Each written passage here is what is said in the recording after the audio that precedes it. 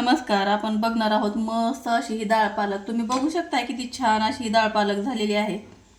खायला खूप टेस्टी लागते, बनवायला खूप सोपी आहे. तुम्ही एकदम बघू शकता किती छान दिसायला लागली. जसं बघता क्षणी तोंडाला पाणी येईल इतकी छान ही डिश होते.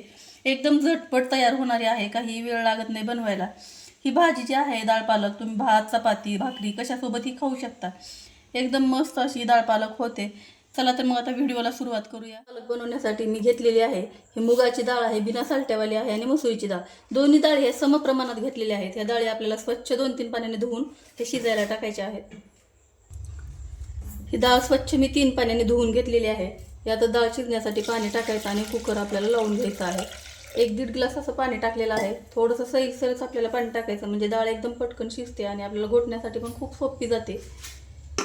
कुकरला आपल्याला 3 शिट्ट्या करून घ्यायच्या. 3 शिट्टीमध्ये खूप छान अशी डाळ शिजते. डाळ शिजूसपर्यंत मी इथे 1 टोमॅटो घेतला आहे. टोमॅटो पण आपल्याला छान बारीक असा कट करून घ्यायचा आहे. इथे टोमॅटो चिरून झाला की पटकन असं कोथिंबीर चिरून घ्यायची. कोथिंबीर, मिरची, आपल्याला सर्व साहित्य डाळ शिजेपर्यंत आपल्याला तयारी करून घ्यायची आहे. मिरचीचे तुकडे हे एकदम बारीक असे करणार नाही, मधून अशी फोडून घ्यायची. आणि एका मिरचीचे 2 तुकडे, आणि छोट्या मिरच्या आहेत त्याला तर फक्त मधून फोडून घ्यायचं. त्याला अजिबात बारीक तुकडे करायचे नाही, कारण दाताखाली आले तर जास्त तिखट लागतं. आपल्याला ती निवडता पण आली पाहिजे. लहान मुलं खात नाहीत, त्यावेळेस तुम्हाला जर मुलांसाठी पण बनवायची असेल तर तुम्ही ही मिरची कीप करू शकता. इथे मस्त अशी पालक घेतलेली आहे, ताजी एकदम फ्रेश. मी आताच काढून आणलेली ही पालक आहे, कारण थोड्याफार भाज्या मी कुंडीमध्ये माझ्या गच्चीवर पण उगवत असते. त्यातच आता सध्या पालक आलेली खाण्यासाठी, तर मी थोडीशी पालक काढून आणलेली आहे. एकदम ताजी, फ्रेश आणि ऑर्गॅनिक पालक आहे. ही पालक आपल्याला मस्त अशी चिरून घ्यायची. तुम्ही बघू शकता गावरान भाजी ती गावरान भाजीच असते. शेवटीचे पानं पण किती मोठे मोठे झाले. तिला कुठल्याही पद्धतीचा खात फवारणी काहीच नाही आहे, आणि ही भाजी खाण्यासाठी पण खूप चवदार लागते. थोडीशी जागा आहे गच्चीवर, त्यासाठी मी थोड्याफार भाज्या गच्चीवर उगवत असते. बारीक अशी आपल्याला ही भाजी कट करून घ्यायची आहे.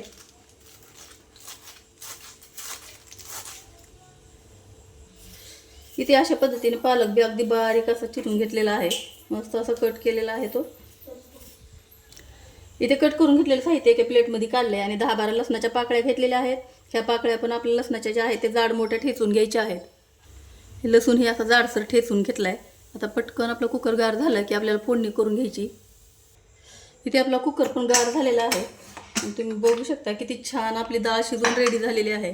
एकदम मस्त अशी डाळ शिजलेली आहे, अजिबात खाली चिटकलेली नाही, आणि शिजलेली पण खूप छान आहे. तुम्ही बघू शकता एकदम सॉफ्ट अशी डाळ झालेली आहे.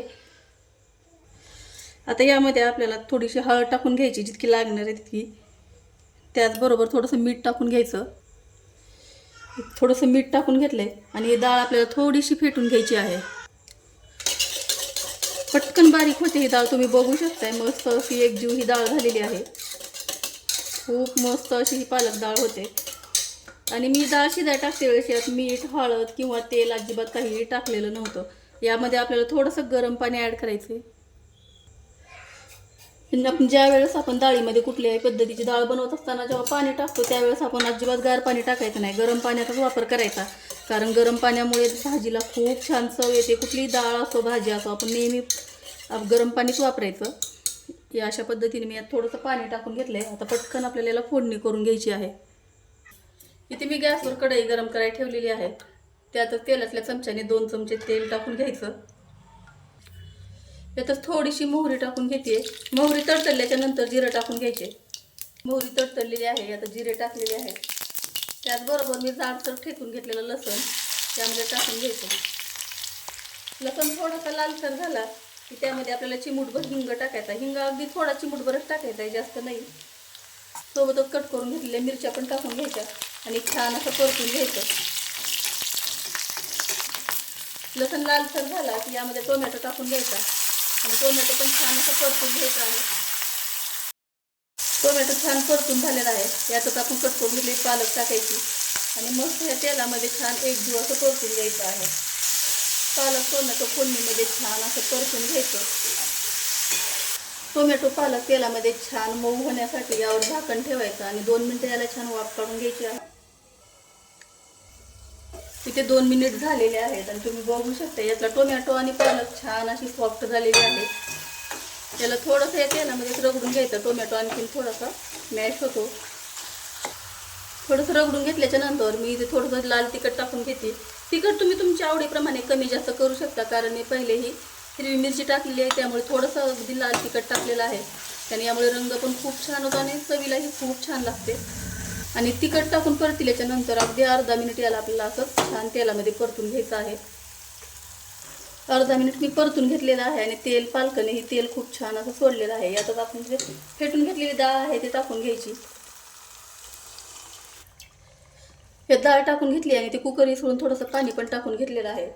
ही डाळ तुम्हाला किती पातळ करायची त्या हिशोबाने पाण्याचं प्रमाण तुम्ही कमी जास्त करू शकता. पण ही जास्त पातळ केली तर इतकीशी छान लागणार नाही. अगदी घट्टसरच अशी ही डाळ खूप छान लागते.